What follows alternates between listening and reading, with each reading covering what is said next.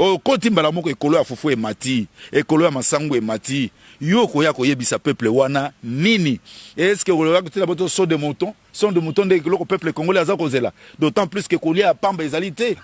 Soki monsieur Chilombo azala qui a solo na émanation ya pouvoir ya peuple.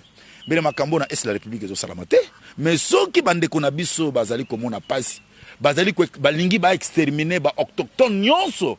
Ba congolais bazana est la République pour remplacer ba beau-frère na ye na est la République ba nani a remplacer ba beau-frère na ye aya kubaya kovanda kuna mboke tambula na kende nazwa nani nazwa verre ya champagne nazoko mela na kabila tozoko telemisango na kende kolia na kabila sika moko muto aza criminel de sang muto abomi bande ko ngai na kasai.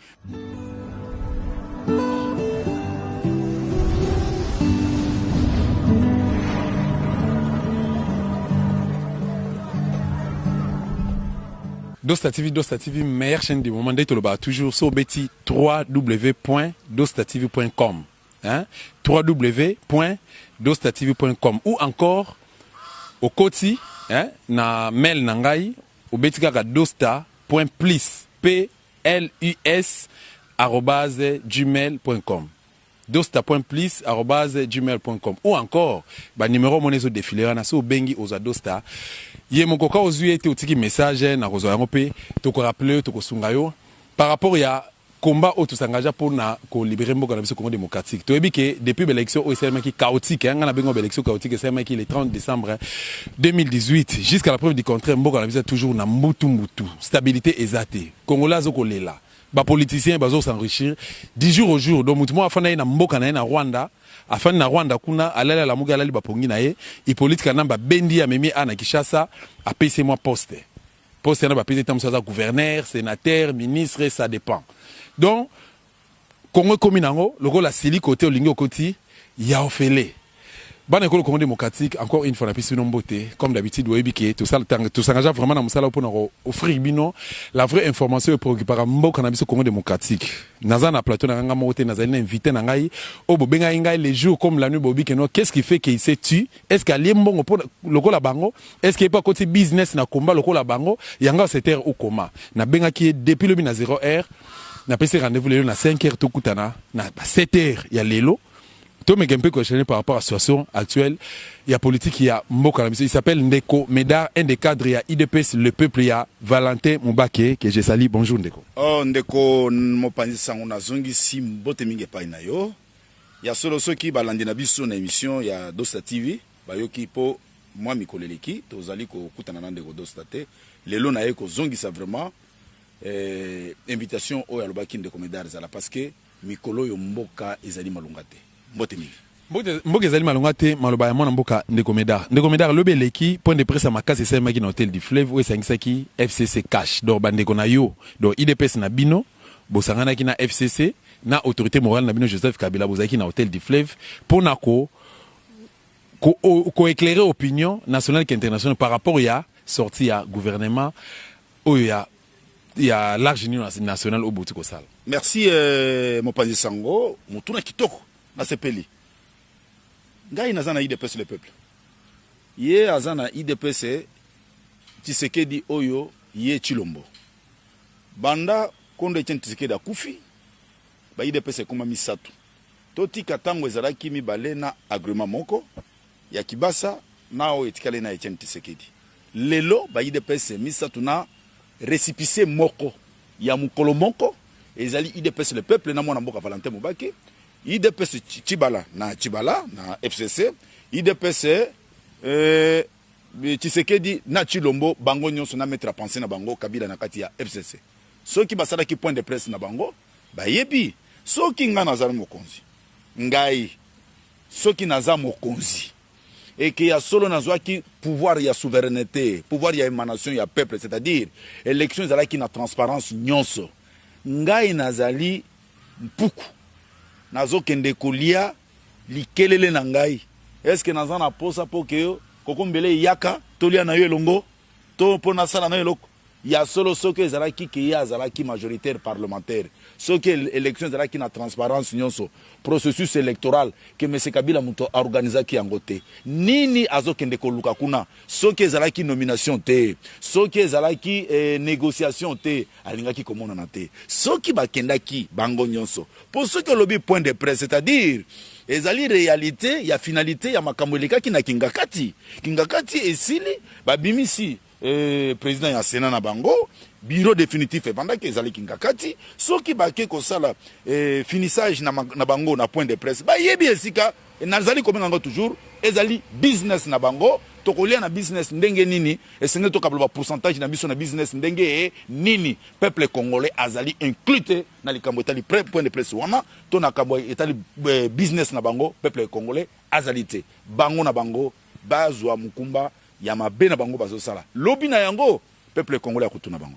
Moi mboka ndeko Médard na même ordre d'idée, peuple congolais ko espérer na nini par rapport ya ba résolution, il y a point de presse wana ou encore il y a sorti à gouvernement FCC cash. Il y a liboso mo panzi sang vraiment osana mituna kitoko zo turanga lelo nazali ne sengo makasi.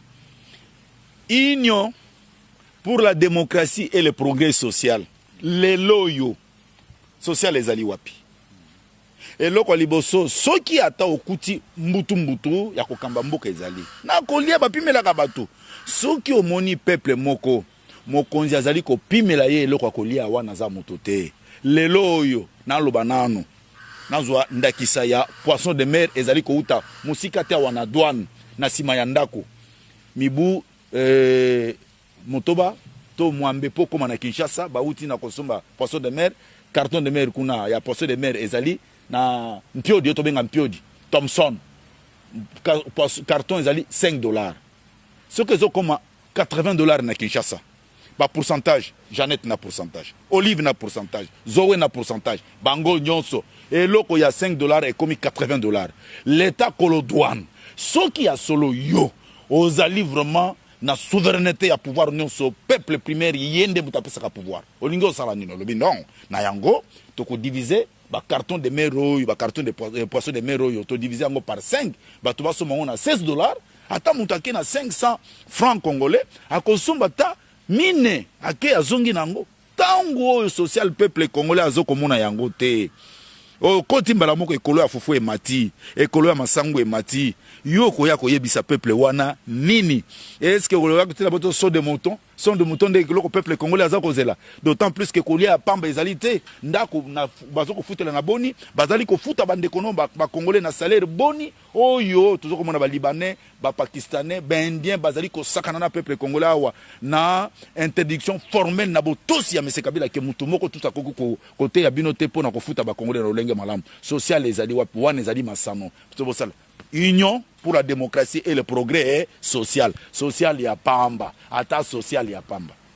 Voilà, na kanisi bozo comprendre chaleur ya émission on mambo mona okana dosta télévision à travers émission nae ya vérité plus de ça 43 mona mboka ndeko Médard bandeko na biso est bazo kolela. Sima be exercice selemi na ba mboka mususu ba village mususu tout ça lelo eza na Minembwe. Qu'est-ce qui se fait, qu'est-ce qui se passe concrètement na territoire ya Minembwe na peso maloba? Minembwe banyamulenge na mboka la biso bauta wapi yo nyamulenge yo ko yakoloba ke moi je suis congolais d'origine bauta wapi Minembwe ezali mabele ya ba congolais Minembwe ezali na bokoko na biso soki bino bokanisaka ata 1 cm près pour la balkanisation à Congo pour que ba pesa bino Minembwe bokosi e kotikala ko salamate ozomona soki bino bozana mato ya koyoka to bozana misu ya komona botika Congo démocratique librement bokende yango na bapesa ki bango bazala Robert Wazwaki fonction vous la ministre de la décentralisation na lolenge nini pour Rwanda nyonso tango zali ko uta Rwanda bazali ko ya po basala nini ba fandisa ye soka ko vanda kuna eza malamu soki akovanda na kati ya administration publique avant na kati pour aller mbongo na Congo démocratique ba ke ko introniser voir un Rwandais na kati na Minembwe soi-disant azali chef coutumier likambo eko salamate donc est la république et singila ki lelo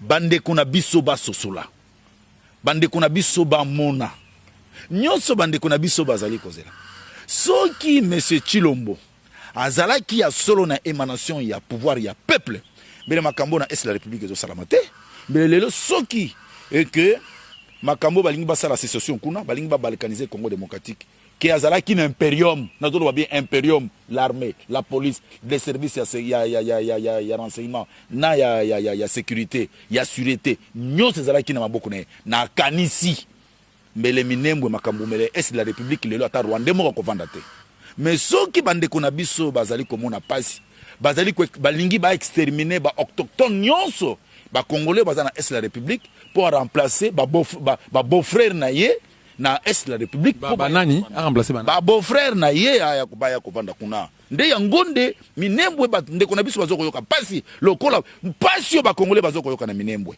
pasi bandeko na biso bazali koyoka na est la république ya solo ngai soki nazali congolais na kolinga ngo ata na pembeni te na butu te na musika te na moyi te ndeko mendera lelo azara Sorbeur azali ministre ya justice na gouvernement na RDC lelo Vital Kamerhe azali Dirkabia président de la République chef de l'État basala ki tour na territoire à Minembwe kuna bazongi mais curieusement basali rapport na peuple congolais te okolo bani pa bakosala nini na lobby bakendaki na business ezali pour faciliter le Rwanda aya kusankerir na territoire congolais nyos na bovandi yo na sina banda koloba makambo ya Robert wa bandakala Robert le Congo ne vous appartient pas nani Kamerhe le Congo ne vous appartient pas Congo isa ba congolais soki bazo sala yango parce que ezalaki négociation ezalaki nomination en qualité il y a pour servir M.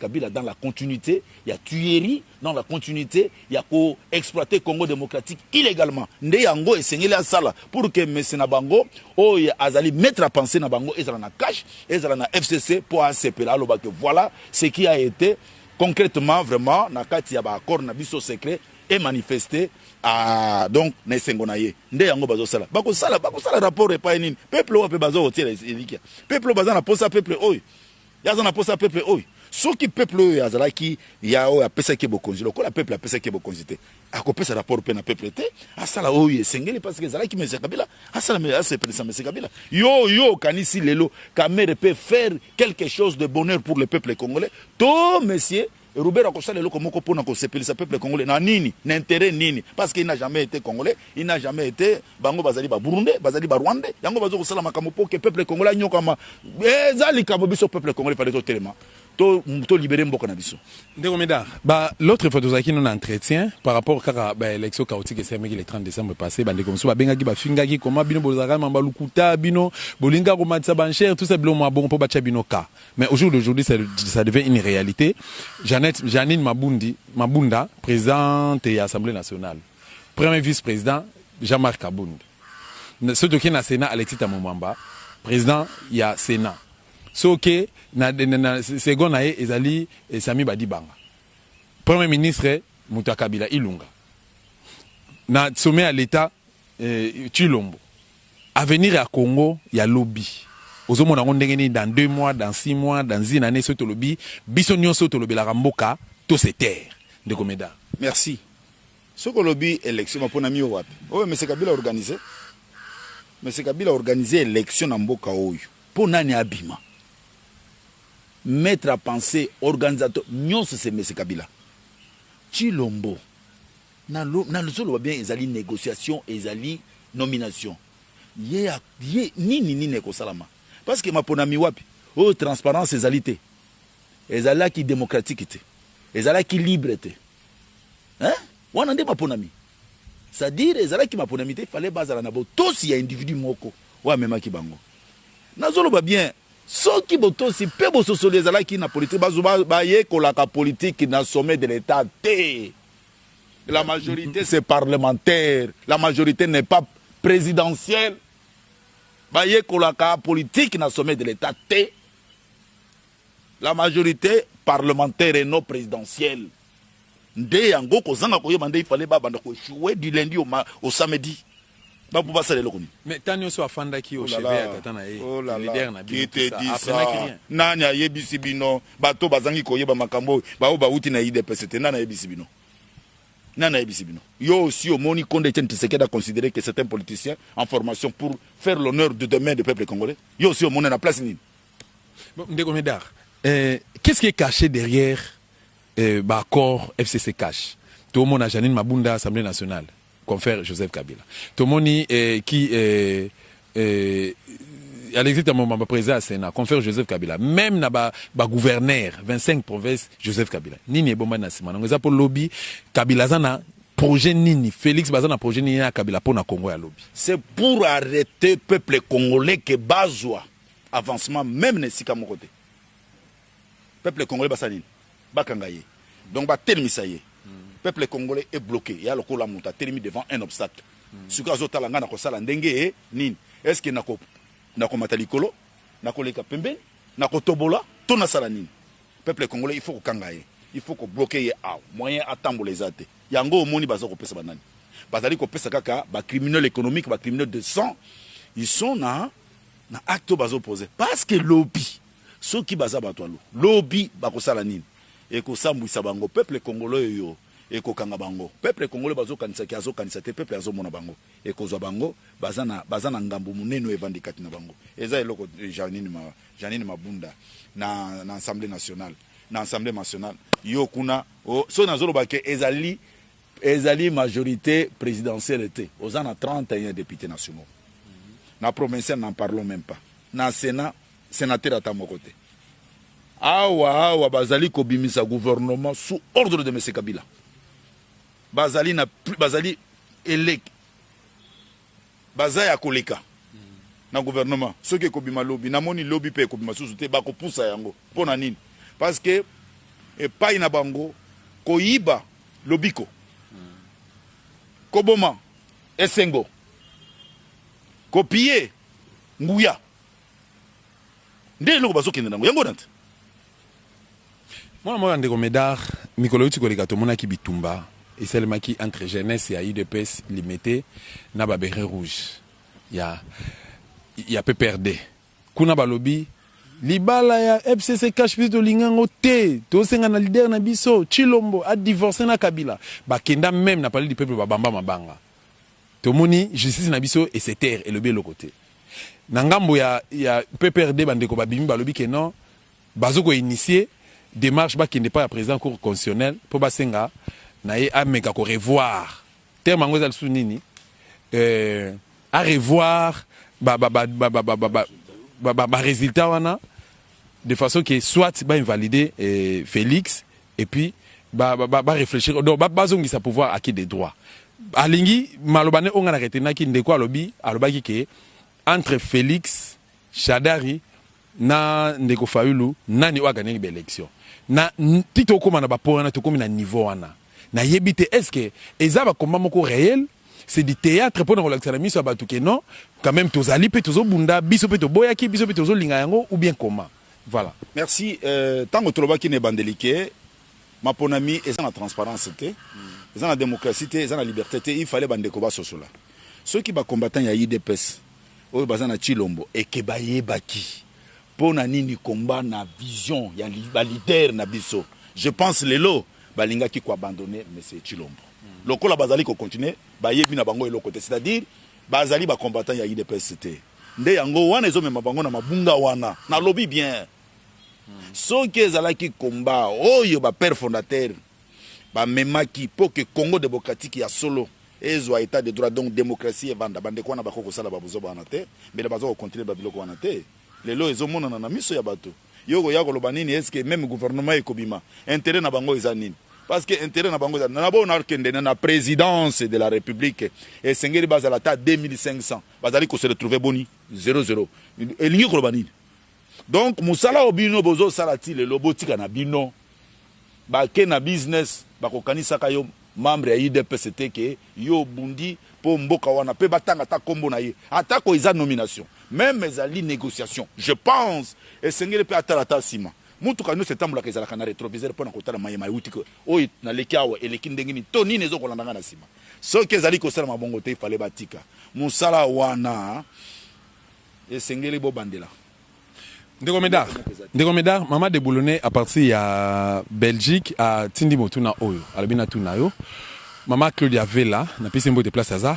Alobi, oh mais kako éclaircir opinion Etienne Tshisekedi akufaka na maladie nini, qu'est-ce qui fait que bosalaka autopsie te tango Tshisekedi akufaka bokundie kaka boye histoire pe esili nango.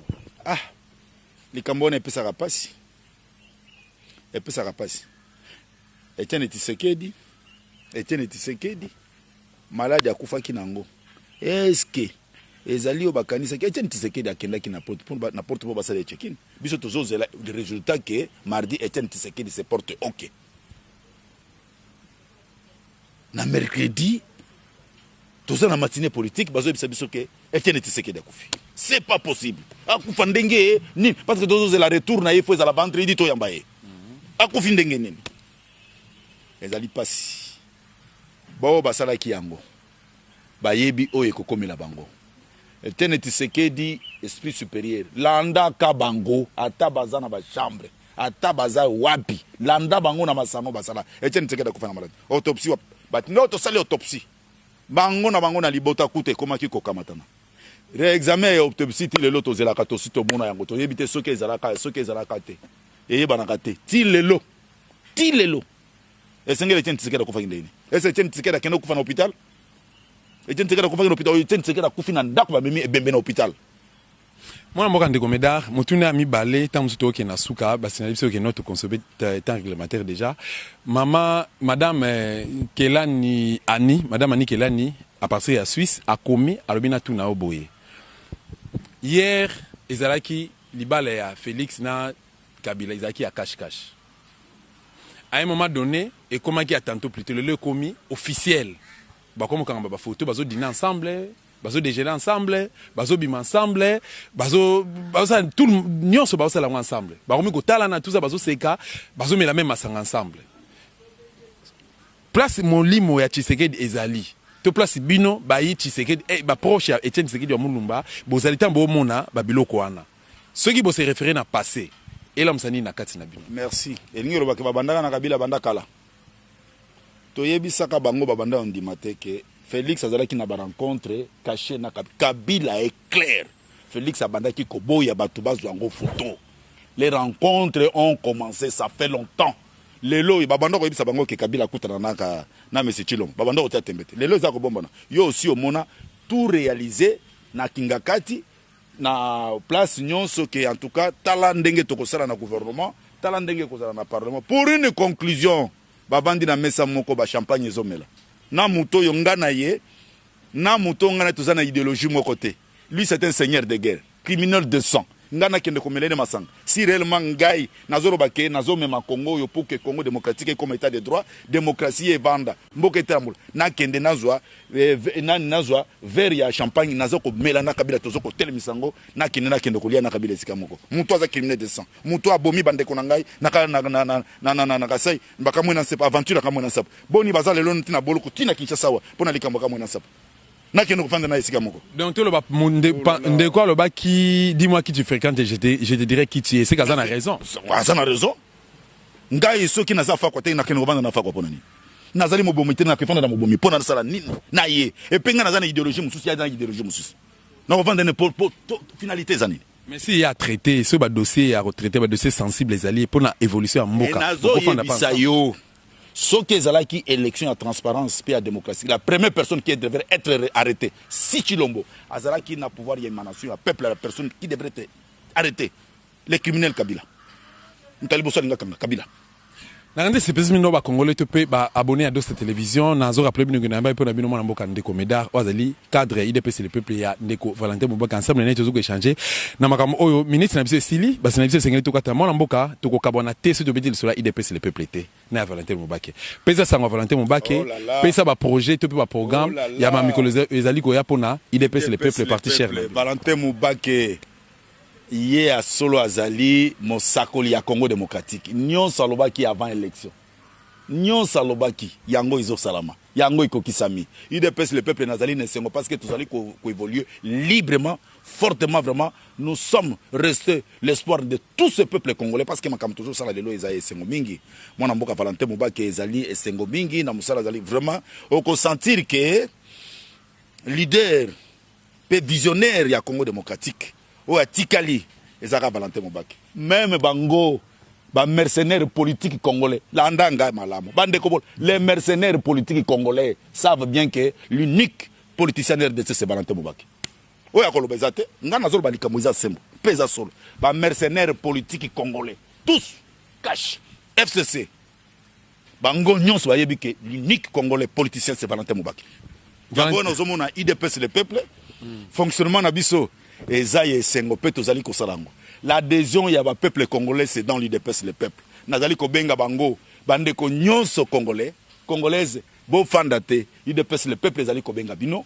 Pote ya solo likanisi na biso congolais nyonso po etelemisa mboka oyo na buumbo tobima na yango et pe ba frontière na biso nyonso emonisa make mboka wana basimba yango te pe mboka wana basalaka na masano te ezali IDPS le peuple boya bande kuna ngai bo solo ya mboka na biso pe esengo mboka na biso ko kangola mboka izana kati na IDPS le peuple. Voilà ndeko Médard to na suka mutune asuka mama Claudine Mbouyi à partir de Belgique à lobina tuno mutuna oyo na nyonso lobby to na nyonso bandeko bazoko loba tomoni question que na deux volets. Na premier volet, bandeko bazo bunda po na Congo coup de chapeau. Mais bandeko musu ba koti business na kati ya combat. Bakomi ko senga bambongo balera na bambongo bakosa la population. Na ngambo mususu Mama Claudine alingi ayeba po na ko ressortir RDC na crise oyo. IDPS le peuple tout peut Valentin Moubaki à Lobini. Ah, voilà. IDPS le peuple Valentin Moubaki à Lobini. La vérité finira toujours par triompher. Tobo Sanate. Jamais au cause de la leader sans vision. Valentin Moubaki aza leader le loyo aza na vision. Vision à Valentin Moubaki ezali nini. Mboka o esike ezali, il faut ekangolama. Ko kangola yango ezandenge nini? Participation ya congolais nyonso ezali na kati ya pato wana poto to kangolama parce que lelo oyo peuple congolais na eloko moko te na wi que social n'existe pas. Union pour la démocratie et le progrès social. Social na eloko te eza enango te e kozalaka pe te o eza business. Mais pona ko kongola na kangola mboko oyo ezali mwana mboka Valentin Moubaki na IDPS le peuple tout congolais oyo na esengo nyonso bande konanga ya est bozo mona makamuni sizoleka bande konanga ya l'ouest ao bande konanga ya nord ya sud ya centre biso nyonso tozo mona makambo ezoleka na mboka na biso esengele to sozo parce que makamuni nyonso mona mboka Valentin Moubaki soki ezaki lokuta mbelezo ko kisamate nyonso ezako kisamate ningelo bake mona mboka Valentin Moubaki vraiment aza vraiment visionnaire azali ressentir que vraiment c'est un véritable leader donc ba congolais nyonso na sima mboka mona mboka et par rapport à bandeko bakoti business na combat bango moko bako subir yango bako subir combat basombaka personnalité ya mutute basombaka dignité te basombaka crédibilité te soki oza nango te yeba yango malamu e kozongela yo e pe okofuta parce que peuple nde mutu azali souverain bazomona yo ke yo te yo nde moteki yo nde mobomi du okoki kovanda na bango te yeba esika na yo ezozela yo. Merci beaucoup ndeko Médard. Na tondi pe mopanzi sango nazali ne sengo makasi. Voilà, na c'est petit mino ba congolais, c'est petit mino bana poto to pe abonner à Dosta Télévision, ba fidèle à Dosta Télévision pour na occasion ya kokuta na ngana bino ezalaka toujours souvent à travers émission Vérité plus 643 na be pour la mino mwana mboka ndeko Médard.